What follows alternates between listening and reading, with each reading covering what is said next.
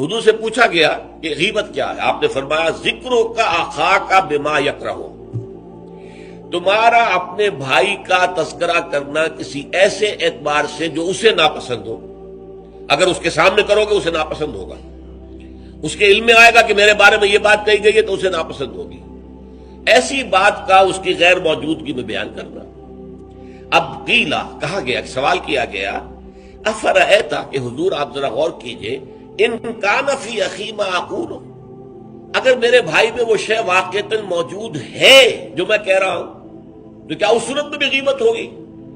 قال، فرمایا حضور نے، غور سے سنیے، ان کان فیہ ما تقول فقد اغتبت ہو، اگر تو اس میں وہ برائی ہے جو تم کہہ رہے تو تم نے غیبت کی. وَإِن لَمْ يَكُنْ فِيهِ، اور اگر نہیں ہے اس میں وہ شے اور تم پھر بھی کہہ رہے ہو ما تقول فقد بہتہ، تو تم نے اس پر بہتان لگایا ہے. یہ تو دوہرا جرم ہو گیا.